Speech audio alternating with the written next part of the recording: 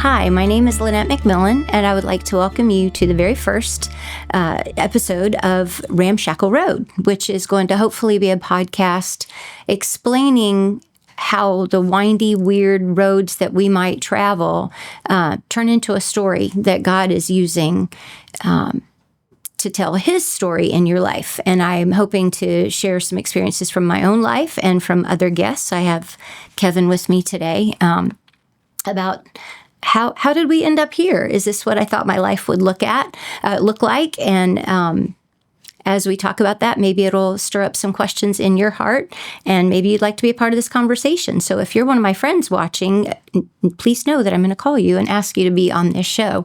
My name is Lynette again, and I am 57. I have been down a long, windy road, but I'm hoping there's still lots of years left. And this is the man that I share my life with, Kevin McMillan. We have been married 35 years, and the question that I might ask somebody like myself if I was watching would be, what qualifies us to do a podcast? Who in the heck are we? Kevin knows this because we've been married 35 years. I've been a performer all my life. Even as a little kid, I loved singing for my family and putting on little shows with my neighborhood friends. I played piano at home and mostly sung in my own living room to the big curtains of our window.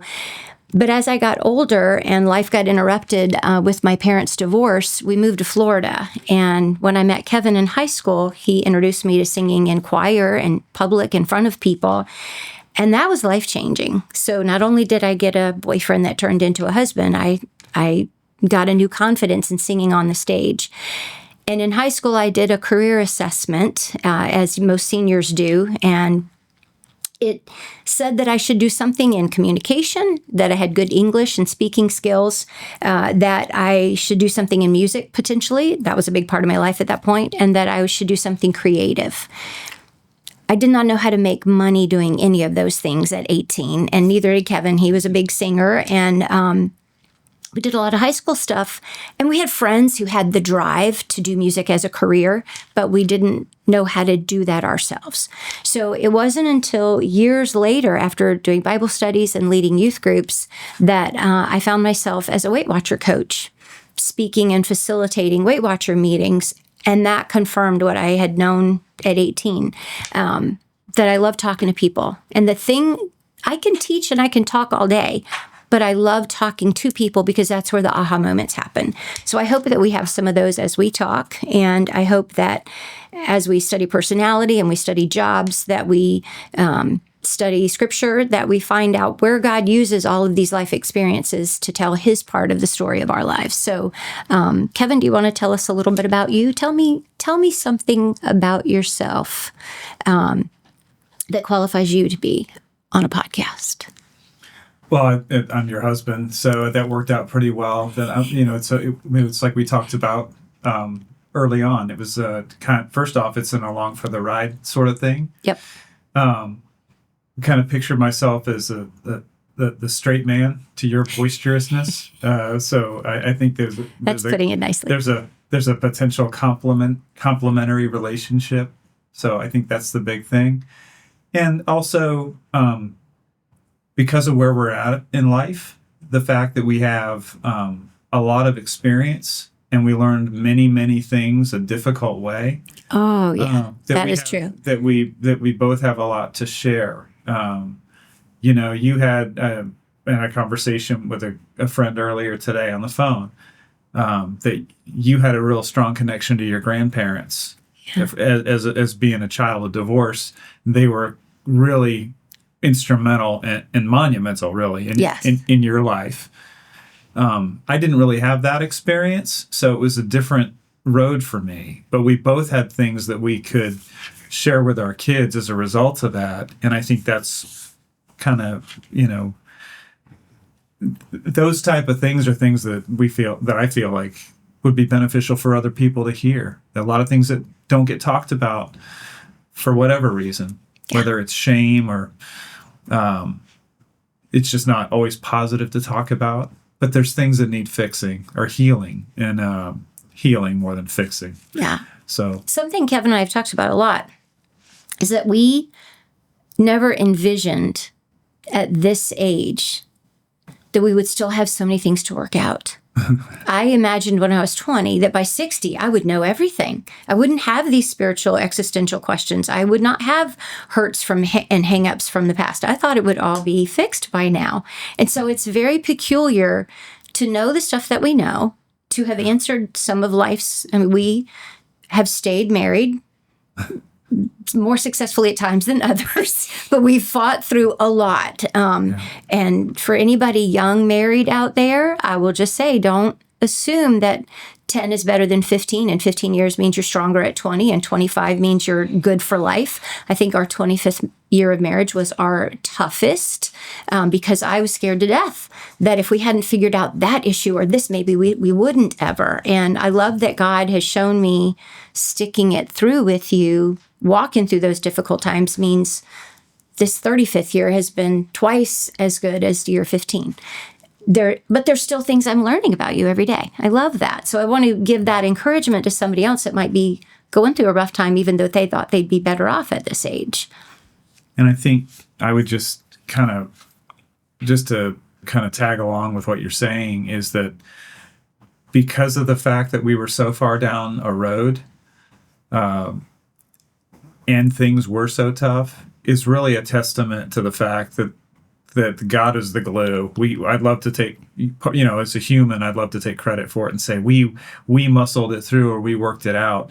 And there are times, if the truth is told, oh gosh, yes, that we didn't work it out, we didn't muscle it through. The Lord carried us through. We just stayed in the room. Absolutely, we just stayed together in the room when we didn't want to. Sometimes, yeah. And so. That brings about gratitude when we put that in perspective. And so, yeah, for sure. Well, one of the things that I wanted to tell about is why this is called Ramshackle Road. Kevin and I have been singers since high school, and we've sung a lot together. I did mostly solo work, and he would sing in the choirs and things at church. But a few years ago, I started recording a CD just as a little memento for my family, and it turned into some singing engagements, and we were following some friends of ours who were on the road making money doing music, which was our dream. And we started singing with our kids, and it was just a couple of the very best years of our time together, not just being married, but ministry too. And the group name that we had was called Ramshackle Saints. That's still our group name, so nobody else can take it. But I loved that title, and I would love for you to tell people where that came from. Why were we Ramshackle Saints?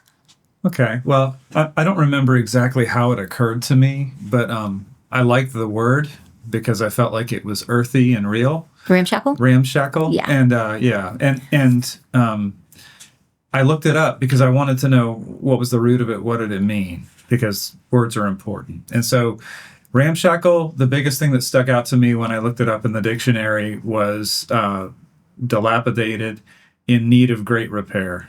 In a state of decay, In too. a state of decay, yes. In great need of repair. And then the other piece of the name is saints. So, and then saints obviously are in the Bible are believers in Jesus. Redeemed, perfected even. And so, not that we feel like we're perfect, but that's no. where we're hopefully headed someday, that God is going to handle that part for us. So it's kind of like this dual meaning, but it's the fact that we're in the process of being perfected, even though we're decaying, that we know we're not there. And that, like the scripture says, that our imperfection will put on perfection, and that one day we see through the glass darkly right now, but one day we'll see Him like He is. Yeah. And so I think that's where the name came from. And whether you're a person of faith or not, even if you're not a believer, it is easy to see in your life that whether you meant to make that decision or not, sometimes we, especially younger, we make decisions. We end up in a situation, we quit a job before we have another job, or we spend money impulsively and then we're stuck. There's twists and turns that we make that some of them, even if they were absolutely stupid and dumb, we ended up meeting someone else along that road. I ended up at Weight Watchers because I was 50 pounds overweight after my daughter was born. And I wouldn't trade her for the world, but I didn't feel good about myself. I just felt like I was not being a good example to my children. I felt, especially as a Christian, that I was not in control of my impulses, and really felt convicted about that. And none of my friends felt the same level of conviction. So I wasn't getting help from my spiritual community, and I went to Weight Watchers with my stepmom and her two sisters. And even though I sat there embarrassed and not in control of myself, after I had lost some weight and learned some skills and was invited to be a coach there, that's when I met this community of amazing people. And all the years of working with youth groups and all the years of teaching Bible study, all of a sudden I was in a group of non-believers sometimes, but we all had a connection, and I got to facilitate aha moments. And that's when I felt like, wow, this big thing that I felt was a problem and a mistake in my life brought me a job that I've been at for 15 years that has just been a joy, because the coaching I've learned doing that with other people has spilled out into Bible study. And it's like God used all of these weird little twists and turns. Youth ministry, because I had a heart for broken children, because my heart had been so broken as a teenager. Bible facilitation after that, because I felt like God was the answer to all that brokenheartedness. And then the job aspect of coaching. Now I've started a company as a professional organizer because I'm helping people out of that little mess too. It's just, that's what we want to investigate. What are the twists and turns that you've had in your life that ended you up where you are now?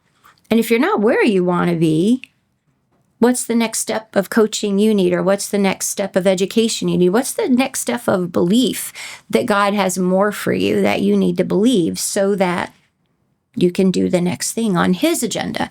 I feel like all of this has brought us to this strange place. And I'll even tell you the story of how we ended up sitting here. Is I started making a list. I love podcasts. I've been listening to them for several years, and I ended up getting certified as an organizer because of the podcast I was listening to. And so as I was listening, if I ever do a podcast, I would talk about this. And I started writing a list of all these things and content. And I had no idea how to get anything like this off the ground. And I was singing at a funeral at our church. And Charlie Hall, that is helping us with all of this, came up afterwards and asked for our son Ryan's phone number. Ryan had been a student of his at the school when he was teaching tech, and he said, "I'm interested to see if Ryan wants to help with a podcast." And I said, "What do you mean?" And he said, "Well, I'm doing a podcast. I'd like somebody to do a podcast for me or with me." Oh my goodness, God, that is so cool that I've been praying about this, and you're dropping this practically in our lap. So I hope it's going to be a blessing to somebody to walk through these scenarios with us. Is there anything, Kevin, that you would tell somebody listening about a few of the twists and turns in your life that means I'm glad I'm sitting here today? Is there any encouragement you would give somebody about letting those twists and turns happen? I think it's in what you in the words. I mean, you said the answers in in the question is letting things happen. It's so hard. We are told God has a plan for your life. Oh yeah, we talked about this today. So I've heard this all my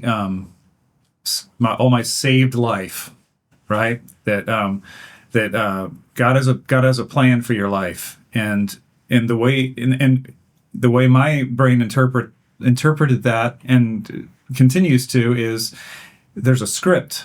Yeah. Oh, it's got to be A to B to Z. That it's a step by step, and that plan never ever materialized in my life the way that I imagined based on hearing that as a young believer. So I don't knock anybody. And it's not it's not intended to be negative, but I think the messaging was a little bit off. I think that God has a plan to save my life. Oh, I like that. He has a plan to redeem me from where I was and make me something other than what I was. And so I'm so glad that that process is happening and that's something he's doing. But as a believer looking backward over life, struggling really to try and figure out what that plan is, and God, what is your specific will for my life? When am I supposed to turn left? When am I supposed to turn right? When am I supposed to look up or look down?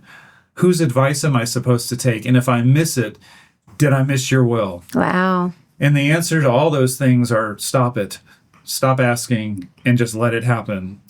And trust, that's not easy for you to do. and that is hard for me to do because driving down the road, Lynette, 4 miles from now, I've got to turn one direction or the other. You're my navigator. Which way which lane do I need to be in? Yes. That's hilarious. So that's my brain is I'm wired a different way. It's like I want to know, and God says, I know. Yeah. Just let it happen. I'm almost in tears because that is hilarious. I'm like, if you miss the road, you can always take a U-turn. It's okay. U-turns are all right. But that drives you insane. Yeah, but I'm learning. Yeah. And I think that the advice for me would be to say, God does have a plan. Yeah. He has a plan to redeem us. That's his plan for everybody.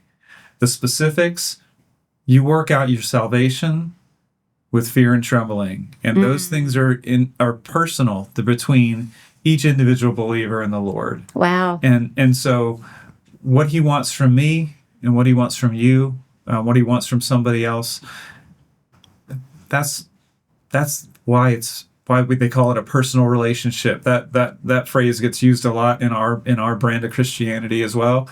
And I'm not knocking that either, because it really is personal, specific, because he knows us, he made us. Each of us is unique. Yeah.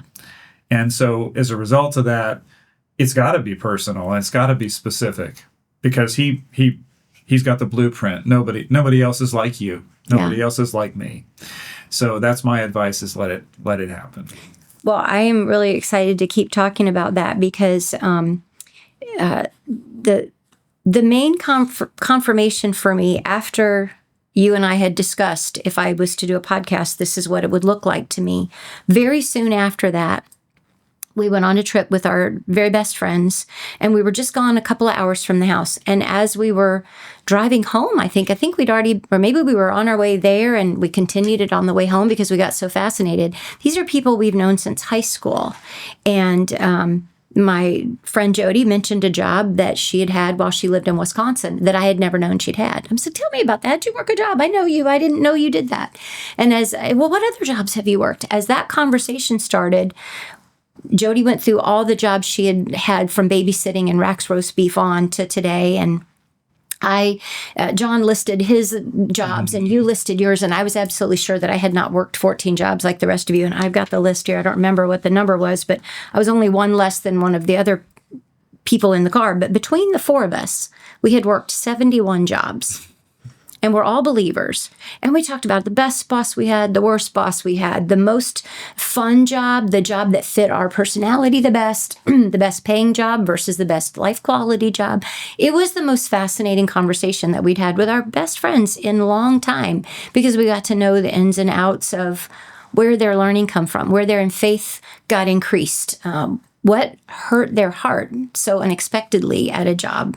And so what I hope this is life experience, the work jobs and things that we've done, the spiritual gifts that we have. How is God using all of that to meld into the person you are now? And what does he want you to do with that information, that love in your heart, that knowledge that you have about yourself? Who does he want you to share with your neighbor? Does he want you to share with your boss? Does he want to keep changing your mind? Because my mind is not always where I want it to be at this stage of my spiritual and physical life. I doubt too much. I want to control too much. So the last thing that I would share about our credibility as podcasters, or people you'd want to share a half hour or an hour of your life with in a periodic episode, we took a life class. Our friend Jerry introduced us to Identity and Destiny. I don't know if it's still a personality life event that you can walk through, but it's like a personality study. And it was quite a few weeks, and we did it together at a really hard time in our life. We walked through this. At the end, we were asked to list our top 5 core values that we had really pushed through a lot of information to get to. And we are so different. Kevin is the steady and I'm the crazy. I'm the talker and the gabber, and Kevin wraps it up very succinctly. I'm the risk taker and Kevin's the careful one. So we are just A and Z. And I think that's why it works so well, but it can also be really hard sometimes. But we've made such room for each other since this personality study, because it incorporated the sanguine and caloric and melancholy, that particular personality study, and the DISC test. Well, we can go through some of that. Enneagram. There was just a lot of different personality studies that we did within it. But Kevin's top 5 core values, if this means anything to anybody, is integrity. And I'll vouch, he's one of the most loyal, truth-telling people I know. Transparency. He doesn't like fake. He wants to be real, and just what you see is what you get. Family was another one of your top 5 core values. Love and authenticity. And those were the 5 in order that you scored. My top 5 core values were authenticity. So your number 5, my number 1. Encouragement. I will listen to you about your problem, but I want to help you out. I can't stand being stuck. I hate being stuck. And on this life road, we feel stuck a lot. So I want to help you get out of that. So encouragement was my number 2. And it's funny because in talking about that, passion rises up. That's my 3rd one.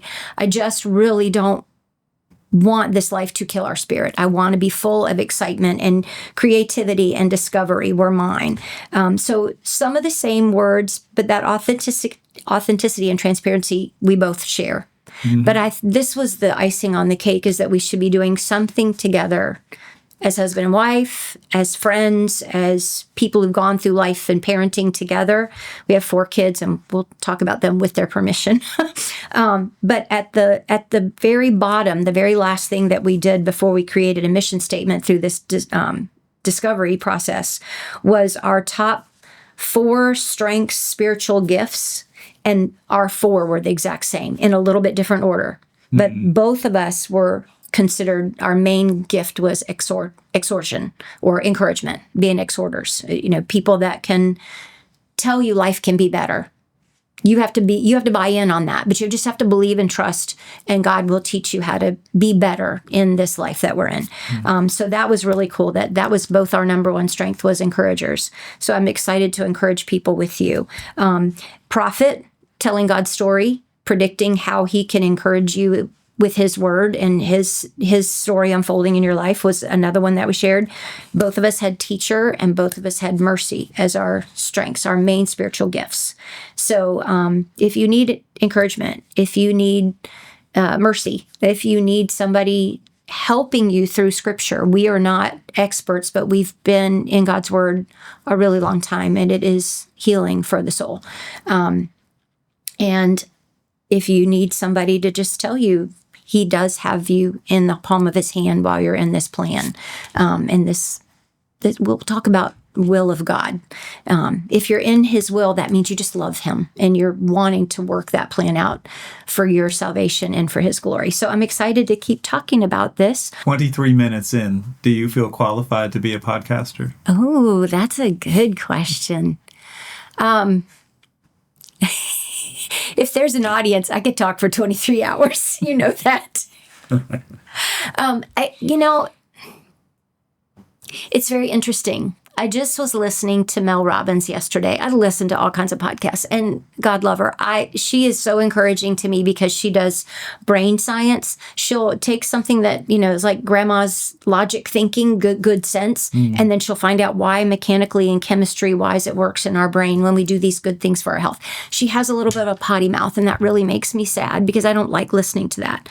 But I have gotten over it sometimes because I like the content so much. But I was just listening to her talk with the person that she first saw on stage, and felt like when she listened to this woman, she thought, I could do that. I want to be like her. This woman is salving my soul right now with the words from the stage that she's saying. I remember being in high school with the one teacher that you just connected with and thinking, I want to do that. How come I'm sitting in this room and this teacher is speaking to me and then this other teacher is boring? And I've just had some incredible teachers that, teachers at Bible study, or I've been to women's retreats, and how do they know what to say? But I felt like I could do that. I don't feel like I've had near the training that I want, but I know how to look at somebody and tell them, what you'll be okay if you can tell me what you want. What do you want? If you know what you want, I can help you. I can help you believe that you can get it. And I don't know that everybody can do that. So I do feel like I would be qualified because I have a passion for that. I have a passion to help you figure out, what did you want? And then what's getting in the way of you getting it? That's what, if you're on the windy road and some of the turns have been very unpleasant, God can still use that to help teach somebody else what not to do. Or you know what not to do again. Let's not make the same mistake again. Does that make sense? Yeah, sure. I mean, it's learn from my mistake, not your own. Yeah. I think that's very, very worthwhile. And I think most people would want that advice. Yeah. Like, hey, the bridge is out. You probably don't want to go that way. Yeah. Yeah. Right. And I think the other thing too is none of us are exactly alike. There's a lot of discovery, and we're in such a reactionary time all the time right now. There is 24/7 chaos in traffic, on the radio, in politics, in hurricanes and forest fires, and just the news, the world, the lightning speed that we are expected to keep up with, let alone being nice to your husband or taking 20 minutes a day with your kids. All of that is really tiring. So if you're already stuck and then those things are happening in your environment and you're not believing you can get unstuck because you don't have the energy to go do the dishes, that is a really exhausting place to be. And we're not there right now just because of the age of our kids. I'm able to finally spend some time on me, but I wish sometimes I could go back 20 years and tell 37-year-old me, this is a step you feel so stuck right now. But there is somebody you could call. There is something else you could watch on the television. There's an action. You could go take a walk around the block, and that would be a better relaxation method than vegging out with Seinfeld for half an hour. Like, there's things I could have done to unstick myself if I'd have had, and I did. I mean, that's, I think, where I'm at today is because I went looking a lot of times for how to make myself better. Mm-hmm. But that being stuck is really hard. And you have to take an action when you're stuck. And that's very intimidating when you don't know which action to take. So that's another part of this, that if you're not on a curve in the road that you want to stay on, how do you turn another way? What other direction do you take? What advice do you go? Kevin, tell somebody where you go when you need to change your brain a little bit. Where do you go to get rewired if you feel stuck? Well, I mean, there's a number of things. I mean, there's the first place for me. I want to hear something that'll tell me that it's going to be okay. So I got to pull away from whatever the negativity is, whatever the hardship is, and just hear some positive truth. And then most of the time that comes first thing in the morning out of a devotional. I mean, I got a Eugene Peterson devotional as a gift. It's one verse a day, I like that. So I read that scripture, and meditate on that. And the Word has power. Yeah. I mean, it's God's. That's one of his primary way of communicating with us. And so, that's number one. What I'm learning to do is surround myself with other people. And obviously you're somebody I come to for that. because you're right there. You're here. I love doing that. We're us. But I've been not good about this historically, but what I'm trying When you talking to other people? Yeah. I'm kind of insular. I'm an introvert by nature. But I'm reaching out, and I'm just touch base with somebody. I've got a lot, not quite a handful of people that I reach out to, and just to say, hey, I need a positive word here, whatever it might be. So that's another way. And then a lot of times it's what do I avoid? And the things that, if it's going to add to my plate of concern, I probably am going to avoid that. Like, I'm not going to run to the news if I'm in a bad spot. Knowing what not to do. Right. I'm going to pick I want to listen to a song. We have songs on demand. Anytime we want, we can hear anything we want. It's overwhelming, isn't it? That's a great topic for a podcast. Oh, I'm going to write it down. But for me, it would be, what's going to be encouraging? What do I know that song contains that'll help me just lift my spirit, get me out of this place? And so those are things. Since this is supposed to be encouraging life and connections and lessons learned along the way, I would just love to ask you this. I'm definitely an extrovert. We've talked about, if we retire, we can't go anywhere too remote because I would drive you insane. The women need 70,000 words a day, or what's my quotient? It's like 200,000 or something. I don't know. But as an introvert, I know sometimes that you'll say to me, I need to call so-and-so. I need to reach out. I haven't. I meant to. The words in your mind that would stop you from reaching out. What's one or two of those sentences that gets in the way of you reaching out to people? Oh, I'll do it tomorrow. Okay. That's one. Okay. It's a little late. Late in the day. I'm tired. Okay. Those type of things. If I'm, I think that it requires sometimes, it requires a shift in behavior. Okay. To really reach out. So you got to push through I wouldn't call them excuses. It's not that I'm trying to avoid it. It's that maybe I am too tired, that I feel very tired. But sometimes you have to do something that's counterintuitive.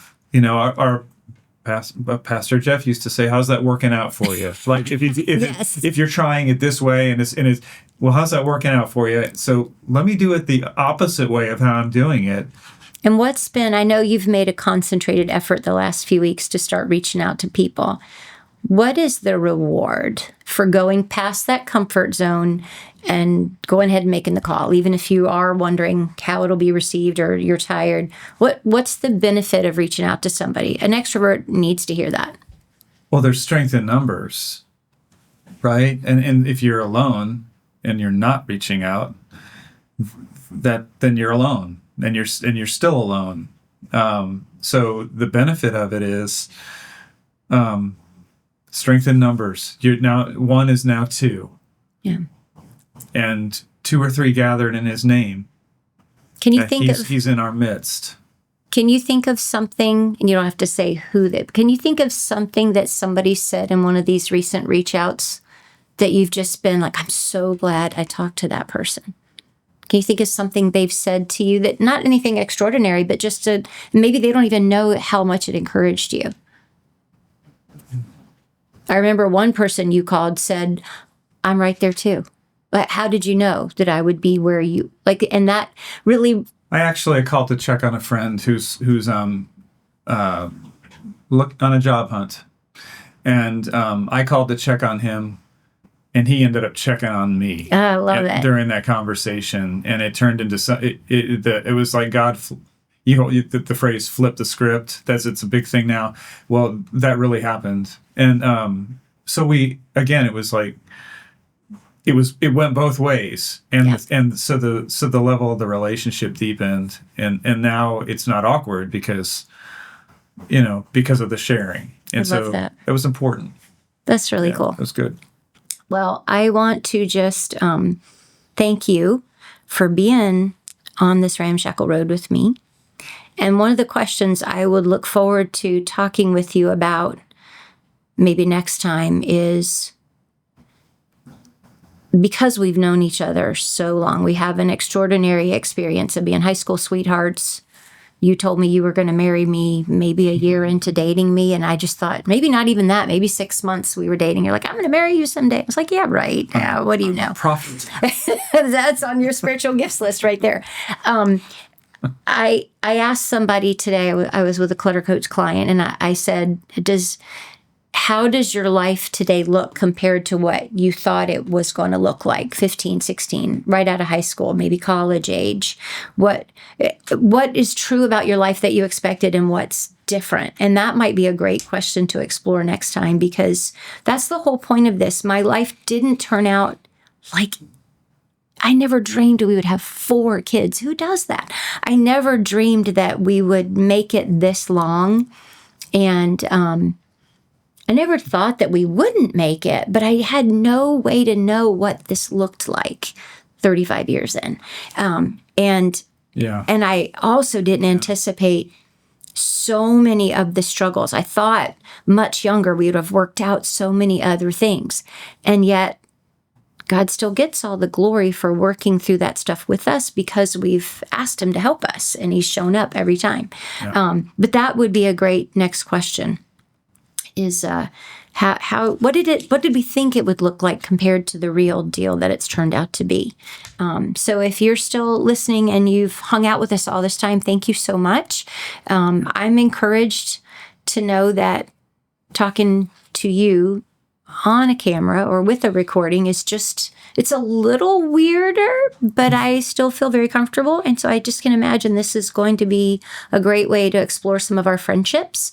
I have a list of about 10 people that I'm for sure going to call this week. So be expecting that phone call if you hear this.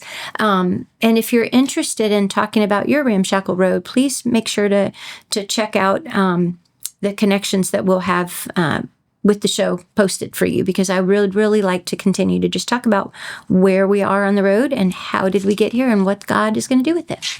Thank you so much for listening. Thank you, Kevin. It was fun. It was a good time.